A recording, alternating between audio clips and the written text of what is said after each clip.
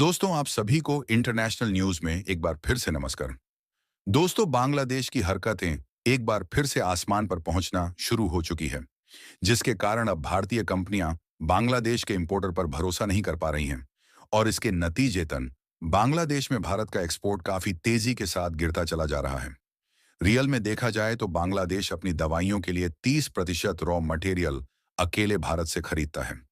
हालांकि बांग्लादेश 97% दवाइयां को खुद अपने देश में प्रोड्यूस करता है, लेकिन कमाल की बात यह है कि इसमें इस्तेमाल किए जाने वाले 30% रॉ मटेरियल फिर भी भारत से ही एक्सपोर्ट किए जाते हैं। लेकिन इसी बीच एक चौंकाने वाली खबर सामने निकल कर आ रही है कि बांग्लादेशी इंपोर्टर ने कुछ दिनों पहले भारत से दवाइयों के कंसाइनमेंट जो उधारी पर उठाए थे,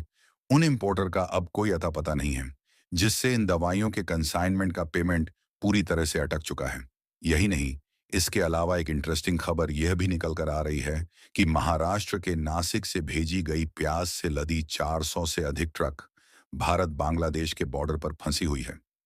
पूरी अपडेट क्या है इस वीडियो में समझते हैं, लेकिन आगे बढ़ने से पहले इस वीडियो को एक लाइक करके चैनल को सब्सक्राइब जरूर कर लीजिए,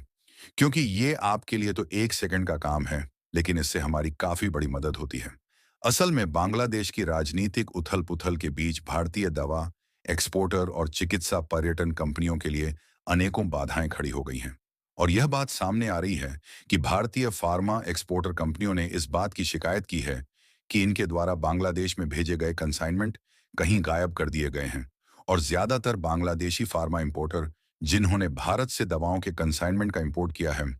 वह फोन कॉल रिसीव नहीं कर रहे हैं, और जिनके द्वारा फोन कॉल रिसीव किया भी जा रहा है, उनके द्वारा भारत को पेमेंट देने से साफ इनकार कर दिया गया है।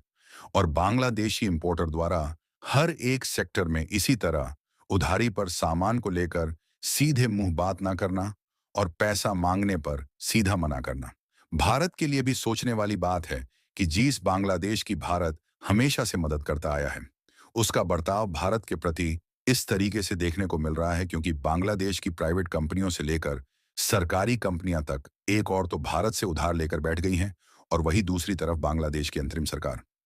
मोहम्मद यूनुस भारत को आंखें दिखा रहे हैं और भारत के साथ अपने रिलेशन को तोड़ने पर तुल चुके हैं। और बांग्लादेश किस तरीके से भारत के खिलाफ अपने फैसले ले रहा है, इसका अंदाजा इसी बात से लगाया जा सकता है कि कुछ दिनों पहले उनकी इस्लामिस्ट पार्टी की तरफ से पश्चिम बंगाल की सीएम ममता बनर्जी को धमकी दी गई कि वह अपने आप को मोदी शासन से अलग कर ले। यहां तक कि उनकी तरफ से यह भी कहा गया कि अगर भारत कुछ भी बांग्लादेश के खिलाफ करने की कोशिश करता है, तो भारत के चिकन नेक को चीन की मदद से ब्लॉक करके भारत की नॉर्थ ईस्ट वाले राज्य को भारत की जमीनी सीमा से तोड़ देंगे।